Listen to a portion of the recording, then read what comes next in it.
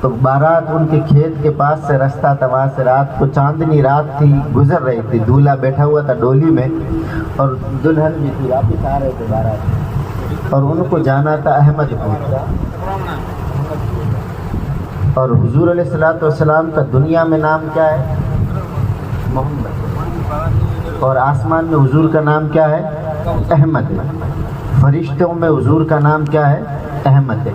اور یہ مولانا صاحب ابھی بیان فرما رہے تھے کہ جبریل حضرت بیان فرماتے 1,24,000 انبیاء کے صحابی ہیں، لیکن علی بریز میں شیخ عبدالعزیز الدباغ کے خادم نے لکھا ہے، یہ کتاب بھی 300-400 سال پرانی ہے، عبدالعزیز الدباغ یہ بھی پائے کے بزرگ ہیں، علی بریز شریف میں لکھا ہے کہ اللہ تعالیٰ نے جبریل کو پیدا ہی حضور کی خدمت کے لیے کیا ہے، سمجھ رہے ہیں؟ جبریل کو پیدا ہی حضور کی خدمت کے لیے کیا ہے، سمجھ رہے ہیں؟ اور یہ درود آپ کو علماء کہہ رہے تھے پڑھا کرو، درود پڑھا کرو، درود بہت بڑی چیز ہے یار، درود آپ کی زندگی بدل دے گا، اور یہ درود پہ ہی بات میں بتا رہا ہوں۔ تو بارات آئی آپ کے یہاں سے، کھیت کے پاس سے گزری، شیخ سلطان باہو رحمۃ اللہ علیہ درود پڑھ رہے اور درود پڑھ رہے تھے کیا؟ صلی اللہ علیہ، یہ اپنی مستی میں پڑھ رہے تھے بس حضور کی ذات پہ درود۔ تو باراتیوں کو جب آواز، وہ رات کو راستہ بھٹک گئے تھے، باراتیوں کو آواز آئی کہ کوئی یہاں بول رہا ہے، ذکر کر رہا ہے، تو باراتی گئے ہو، آپ ہل چلا رہے تھے، پوچھا بابا او فقیر، آپ اپنی مستی میں سنائی نہیں، تھوڑی دیر پھر آواز دی، او بابا او فقیر، اپنی دھن میں مست تھے، کیونکہ انہیں پتا تھا یہ دھن ہے، یہ دھن جس کو مل جاتی ہے نا اس کا مقدر پار ہو جاتا ہے۔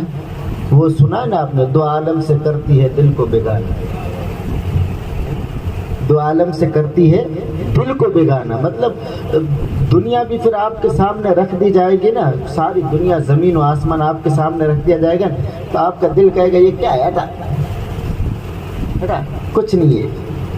تو وہ شاعر کہتا ہے دو عالم سے کرتی ہے دل کو بیگانہ، عجب چیز ہے لذت آشنائی، ہمیں آشنائی نہیں ہے نا، ہمیں تو پہچان ہی نہیں ہے اللہ اور اس کے رسول کی، اگر پہچان مل جائے تو پھر سلطان باہو کی طرح بن جائے۔ آپ درود پڑھ رہے تھے اور بارات آئی، پھر انہوں نے پکڑ کے ہل پکڑ کے کہا او بابا، تب دیکھا آپ نے، ہاں ہاں کیا ہوا؟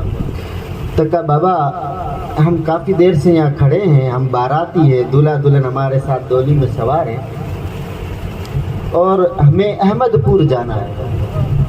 کہاں جانا ہے؟ احمد پور جانا ہے۔ پڑھ درود رہے تھے حضور کی ذات پہ، درود پڑھ رہے تھے، کہا بابا ہمیں احمد پور جانا ہے، راستہ تھوڑا بتا دو نا۔ کہا اچھا احمد پور جانا ہے، کہ احمد پور کا راستہ بھول گئے؟ کہاں کہ احمد پور کا راستہ کہاں؟ کہ مسلمان ہو کہاں، مومن ہو کہاں، تو کہ پھر احمد پور کا راستہ کیسے بھول گئے؟ احمد پور سیالکوٹ سندھ کے اندر ایک چھوٹا سا گاؤں ہے، آج بھی ہے، احمد پور شرقیہ اس کو کہتے ہیں، اس وقت میں صرف احمد پور کے، تو احمد پور کا راستہ، اور حضور کا ایک نام کیا ہے؟